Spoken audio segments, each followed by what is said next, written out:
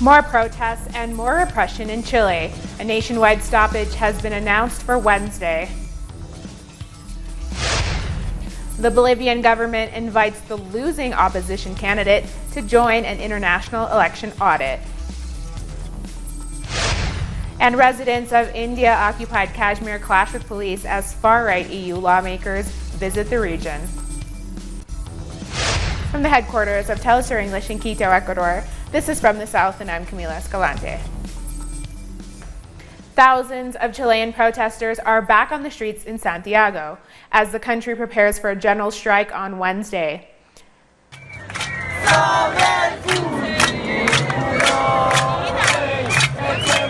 Some of the demonstrators chanted demands for the release of those arrested during the last 12 days of protests.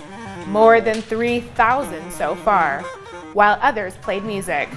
But the daily repression soon followed as police fired tear gas and rubber pellets at the peaceful protests. President Piñera's cabinet changes on Monday have had little impact on the protesters who are pushing for a new constitution.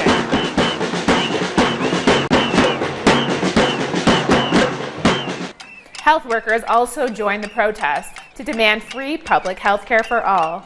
Much of the healthcare system has been privatized in Chile in recent years, and the high costs are one of the issues that have fueled the protests. We want to make health in our country a constitutionally recognized right, because today there is access to health care, but this right is not guaranteed for all people. We, as health workers, defend public health because in recent years they have suffocated the public system to justify the arrival of private healthcare, and we're not going to allow that. In a few weeks, Peru's Constitutional Court will rule on an appeal filed by the opposition against President Martín Vizcarra's decision to dissolve Congress. The court will determine whether the president violated the Constitution when he shut down the opposition-controlled legislature on September 30th. The opposition demands that the Congress is immediately reopened and the court cancels the new legislative elections Vizcarra has called for January 26th of next year. Bolivia's recently re-elected Vice President Alvaro Garcia Linera has invited the opposition candidate Carlos Mesa, who lost to President Evo Morales, to join an international audit by the Organization of American States to clear up any doubts about the election result. Carlos Mesa has started a campaign of aggression and of burning institutions, the burning of ballot boxes, and even a campaign against the popular vote itself. The best way to clarify doubts, the doubts that some had about the result of October 20, is to perform an audit of the official vote count that determines whether the alleged fraud exists or not. Our correspondent in La Paz, Freddy Morales, has more.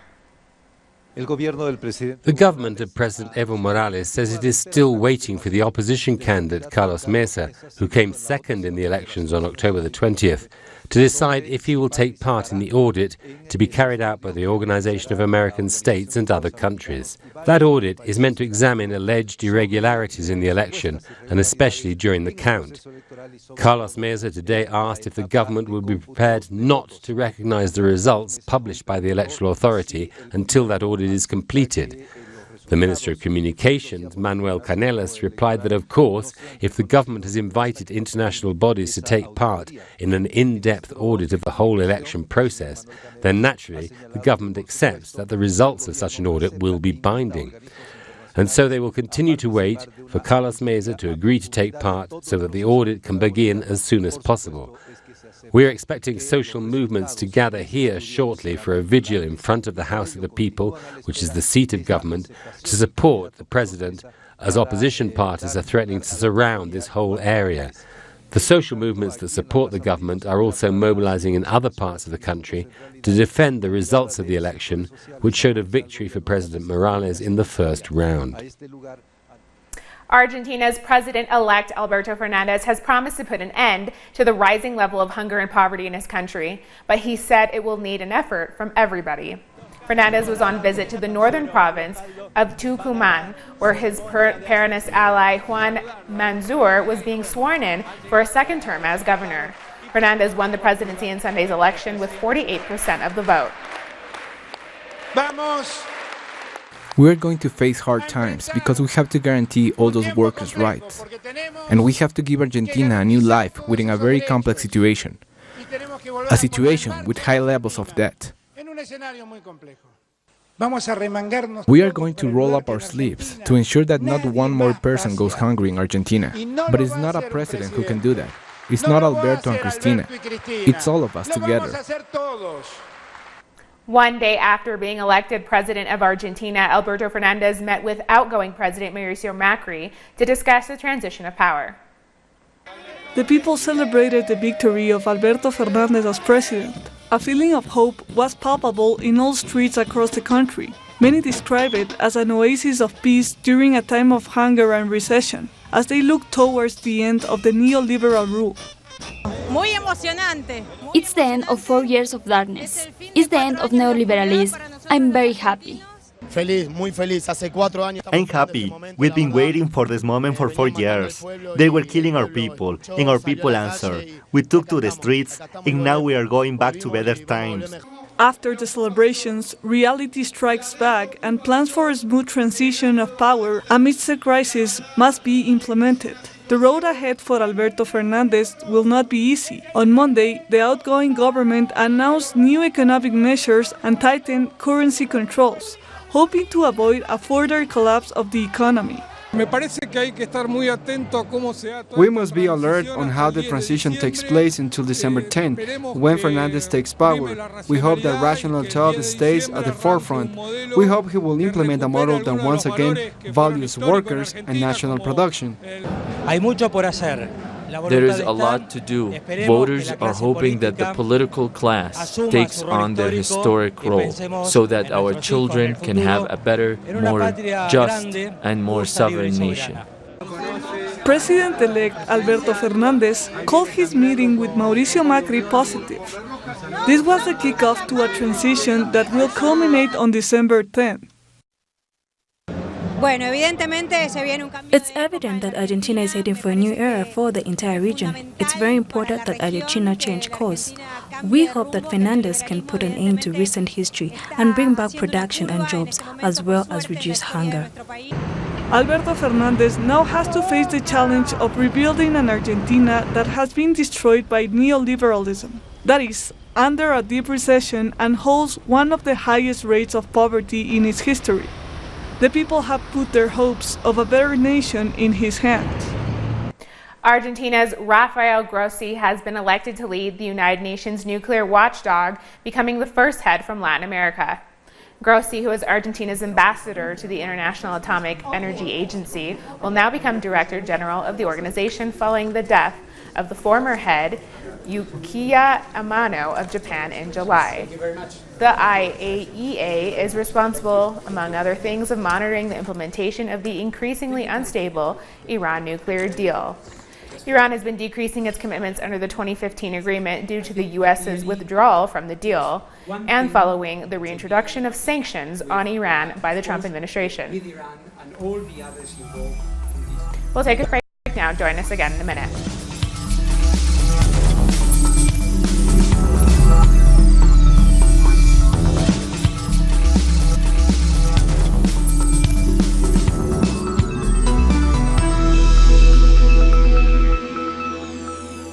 Welcome back.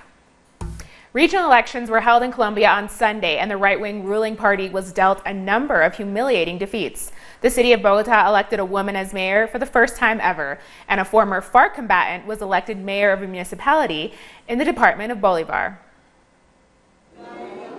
A number of firsts marked regional elections in Colombia, making it abundantly clear that the people are tired of hegemonic political parties.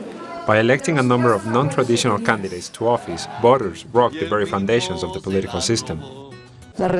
Our government plan was strongly supported by voters, in particular the youth, who know that their future is at stake, so they defended with their vote. These elections also dealt a blow to traditional parties, which were only able to win some races thanks to a number of coalitions. In particular, the ruling Democratic Center Party was handed a number of embarrassing losses. Uribismo, which are politics promoted by former President Alvaro Uribe and his party, was soundly defeated. It was so bad that even Uribe had to admit defeat and recognize shortcoming. Uribismo lost in Medellin, the second largest city in Colombia, and one they were sure they'd win. They lost in the department of Córdoba, where Uribe lives. They lost in the department of Caldas and Huila, where they were also sure of their victories. But irregularities were also widely reported in these elections. Observers received a record amount of complaints of fraud. For their part, the prosecutor's office says they've detained nearly 1,000 people under corruption allegations. Throughout the entire campaign, there were complaints of a lack of control in campaign finances. Until election day, there was no control over how much money campaigns were receiving, and that was the responsibility of the Supreme Electoral Court. Candidates who were elected must now carry out their campaign promises across Colombia, in particular in regions where the armed conflict has seen no end. We spoke with the guest earlier from London on the implications of Colombia's elections outcome. Here's what she had to say. I don't think the results were totally unexpected. Actually, this was something that has already been happening. The president has had some defeats, congressional defeats, I would say, in terms of trying to pass laws that did not get passed. So he's getting a bit weaker every day. This was definitely not something completely new. And Latin American politics expert Margarita also talked about the possibility for elected candidates to implementing the 2016 peace agreements. All the candidates that won are candidates that will be able to help build bridges that are more effective for dialogue, and that is something, you know, that has to be said. But we shouldn't deny the fact that a lot of social leaders were killed before the election, a lot of candidates, and those are things that are still there, and that, you know, the government needs to acknowledge, needs to deal with. They haven't dealt with it. So I'm assuming this slight change in terms of ideological, you know, more important parties and candidates is going to have an effect. Barbados's foreign reserves have increased to over $595 million at the end of September 2019. It's up from the $322.5 million back in October 2018. The central bank, in its latest report, explains that this was due to lower external debt payments and a second dispersal of funds from the IMF. In the last budget, Mia Mottley's administration announced that it will loosen its grip on nearly 5 decades of foreign exchange controls. As a result, Barbadians can now open foreign currency-dominated bank accounts to hold money that they have earned at home or abroad. Antigua and Barbuda's Prime Minister Gaston Brown has called for togetherness and respect leading up to Independence Day on Friday, November 1st.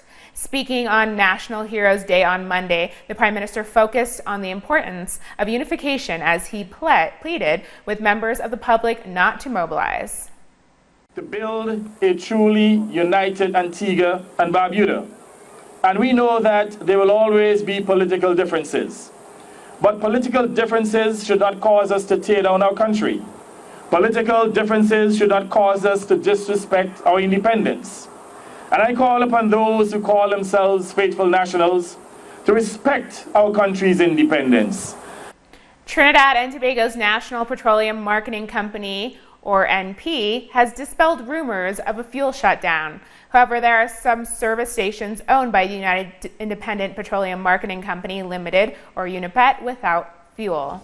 According to UNIPET's CEO, petroleum dealers across the market have been facing significant challenges over the past few years, which is affecting their ability to purchase gas to supply to their customers. Petroleum dealers have since announced a cutback in operations this Tuesday, with gas stations scheduled to reopen at 6 a.m. on Wednesday in an attempt to trim operating costs.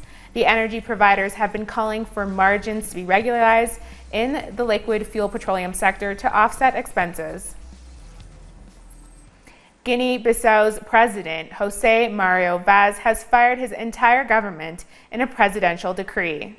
Vaz said that the decision was based on a serious political crisis in the country which was preventing the normal operations of some institutions.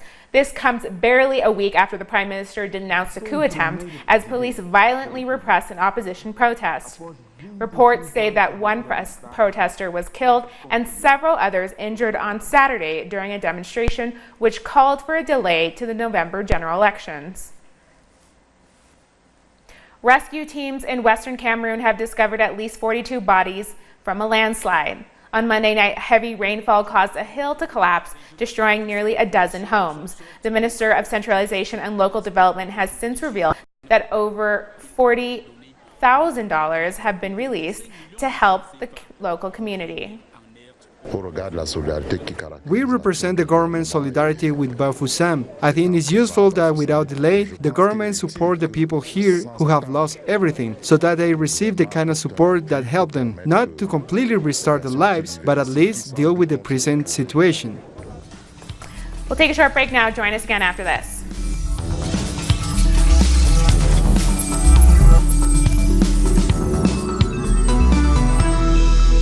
Welcome back. Well, it looks like Britain is heading for pre-Christmas elections after Prime Minister Boris Johnson won Parliament's approval for polls to be held on December 12th. This in a legislative bid to fast-track the Brexit agreement. Earlier on Tuesday, Johnson's bill was approved without a vote at its second reading. After he cleared that first hurdle, legislators then voted against an amendment which sought to change the election date to December 9th. And right after that, Johnson's wish for December 12th elections was granted after MPs voted in favor of it by 438 to 20. The bill now goes to the House of Lords, where it isn't expected to encounter any significant opposition. This means it could become law by the end of the week. It would set Britain on the path of holding its first December elections in nearly a century. We are left with no choice but to go to the country to break free from this impasse and to allow us all to submit, as we must, in all humility, to the judgment of the electorate, and to allow us to make our case, and above all, to allow a new and revitalised Parliament with a new mandate to deliver on the will of the people and get Brexit done. Because that new Parliament, in just a few weeks' time, will have before it a great new deal with the EU. Indian police have clashed with protesters in India-occupied Kashmir as far-right European Union lawmakers paid a visit to the region. The demonstrators regarded the visit as a way of blunting criticism of India's approach to Kashmir since it stripped its autonomy in August. The delegation of about 30 European lawmakers, including far-right deputies from Poland, France, Germany, and Britain, also met with Indian Prime Minister Modi. The Prime Minister of Lebanon, Saad al-Hariri, has announced his resignation following nationwide demonstrations that have been ongoing for nearly 2 weeks. Hariri sought to end the protests last week through a set of reforms to tackle corruption and a worsening economy, but they failed to satisfy the demonstrators. For 13 days, the Lebanese people have waited for a decision, for a political solution that would stop the deterioration of our country. I have tried during this period to find a way out, to listen to the people and to protect the country from economic, social, and other dangers. Today, I will not hide it from you. I have reached a dead end. It is time for us to have a big shock to solve the crisis. I'm going to the Babda Palace to present my resignation to President Michel Aoun and to the Lebanese people in all regions. This is in response to the will of many Lebanese who took to the streets to demand change and out of commitment to the need for providing a safety net that protects the country in this historic moment.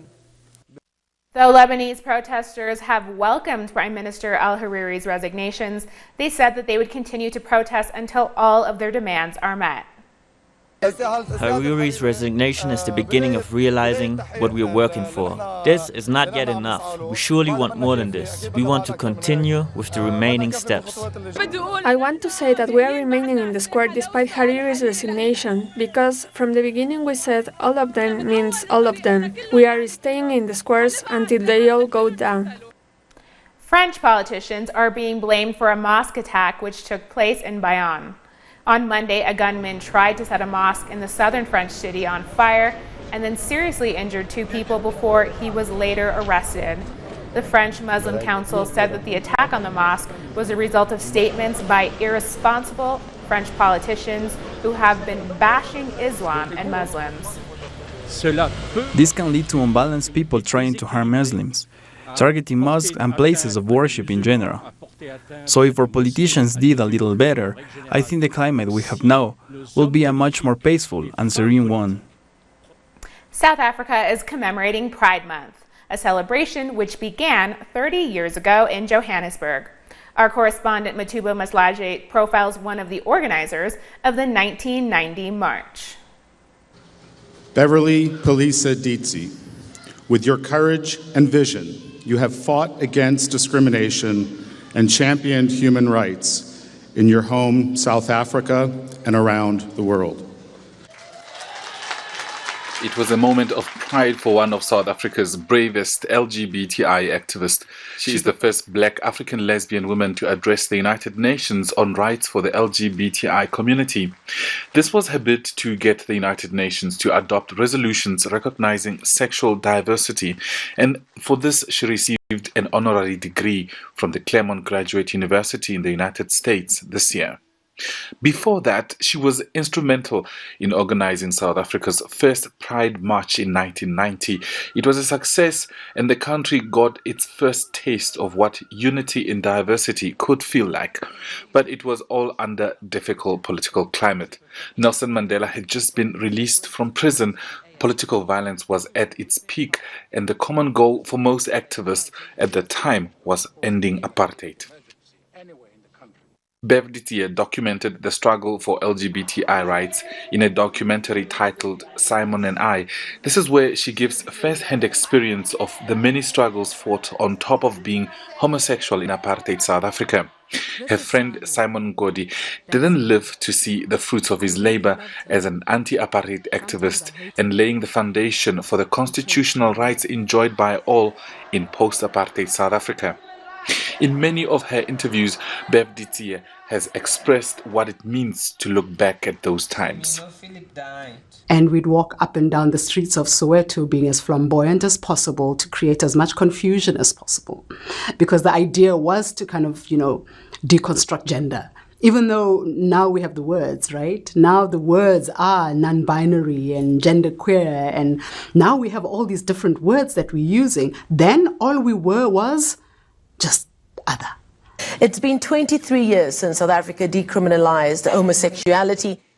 Almost 30 years since the first Pride March, the event now makes headlines on national television news, something that was unheard of in the early 1990s and before. And it's all thanks to the new constitution that was promulgated in 1996. Walking down the streets of South Africa as an openly gay man is still being frowned upon, but the country's constitution remains the strength and shield for members of the LGBTI+ community. For Telesur, I'm Matuba Maslaje in Pretoria, South Africa. We've come to the end of this news brief. You can find these and many other stories on our website at telesurenglish.net. And join us on social media, Facebook, Twitter, and Instagram. For Telesur English, I'm Camila Escalante. Thanks for watching.